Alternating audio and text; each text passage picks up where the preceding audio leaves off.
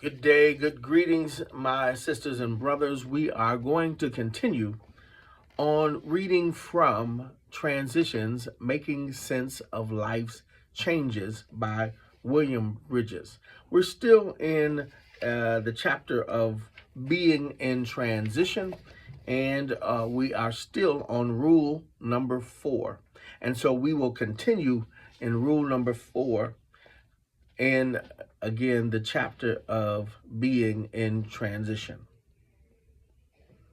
This man was in a time of profound personal transition, one of those times of an important realignment that punctuates everyone's life on an occasion. Under the deceptively smooth surface of a good job and a comfortable home, he was fighting for his life. He wanted the promotion, but he longed for the easier life he had left behind.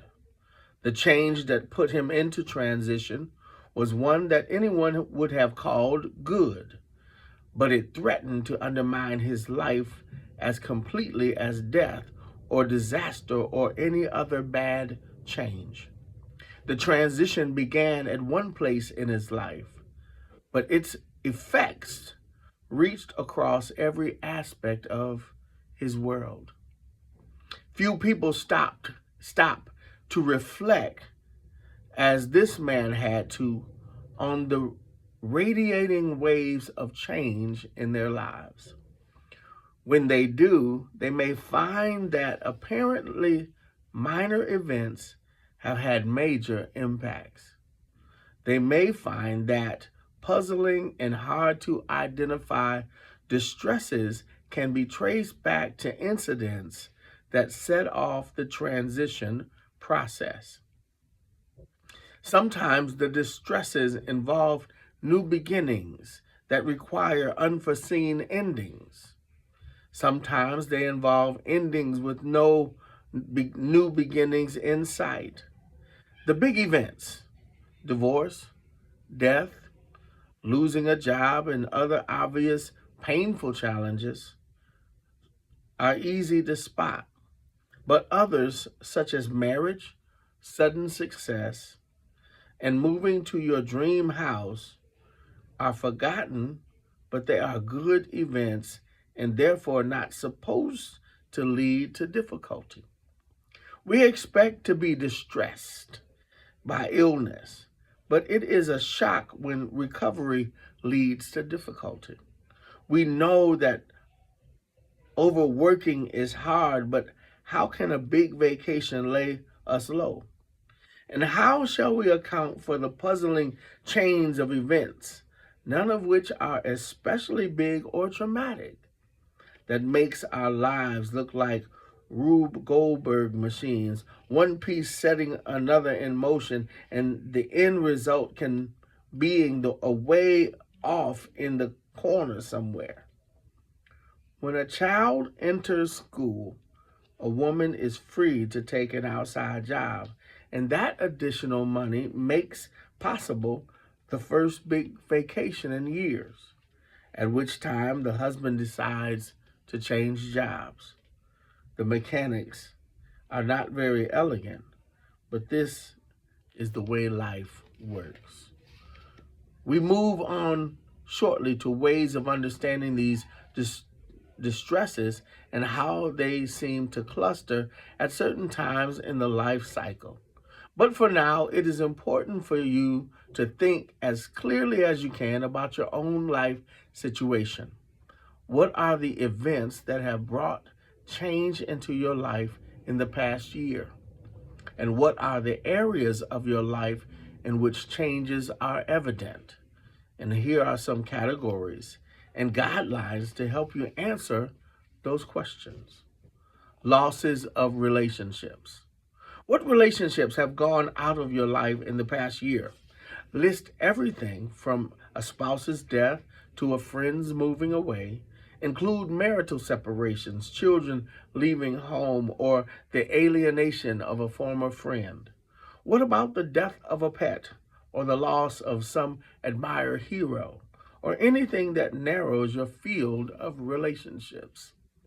Changes in home life, getting married or having a child, having a spouse retire, becoming ill or recovering, returning to school, changing jobs, or going into a depression, moving to a new house or remodeling the old one, experiencing increased or decreased domestic tension, anything that changed the content, or quality of life in your home.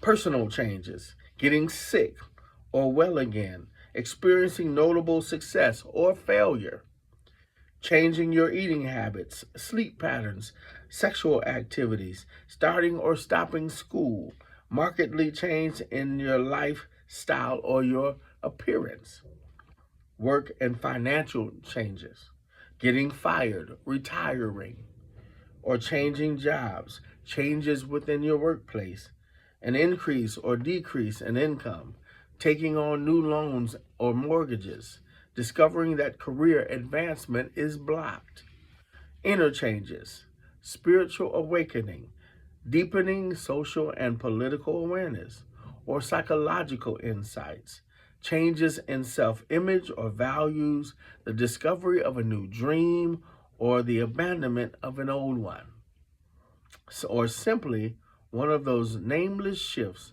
that cause you to say, I'm changing. Two doctors named Thomas Holmes and Richard Rahe made a list of these kinds of events and worked out a point system to record the relative impact of each event on a person. The point ranged from 100 for the death of a spouse to 11 for a minor violation of the law. Hundreds of thousands of people have taken this test, and their scores have been correlated with their health during the ensuing year or two. The results are startling. A score of fewer than 150 points puts you in an average group with one chance in 3 of experiencing a health change in the next 2 years. On average, as Americans have a 1 in 5 chance of being hospitalized during this time. If your score is from 150 to 300 points, your chances of a health changes rise to 50-50. And if you score more than 300 points, as the man with the promotion unexpectedly did, the odds for serious illness in the ensuing 2 years rise to almost 9 in 10. No wonder the man with the promotion got the virus. No wonder so many people find their situations complicated by illness shortly after retirement.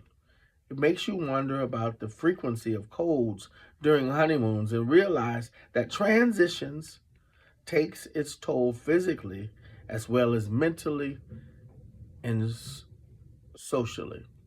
It makes you realize that there are times in everyone's life that are transitional in more than a quantitative sense. Events pile up outside us and we respond inwardly in ways that leave us changed.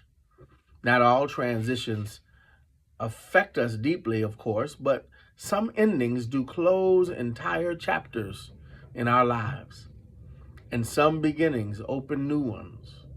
It is almost as though we did privately and according to our own schedule what tribal groups once did publicly according to a prescribed timetable. Go through the process of passage between one life phase and the next in the pattern of death and rebirth. Since the publication of 1976 of Gil Sheehy's Passages, various studies have appeared that purport to tell us what the natural stages of adulthood are and where are the characteristic times of transition can be expected to occur. My work with individuals in transitions make me believe that in a culture as diverse as ours, no one model of adulthood fits everyone or even anyone exactly. Yet, because you can catch glimpses of yourself in all of them, They are worth drawing upon in the task of charting the course of your own life. They are useful because unless a particular time of personal transition is seen in the context of the arc of the individual's lifetime, it is unlikely to have any meaning larger than ending this and starting that. It is, after all, a larger meaning that we are looking for when we ask why. Why is this happening to me? We wonder. And why not? And why now is those questions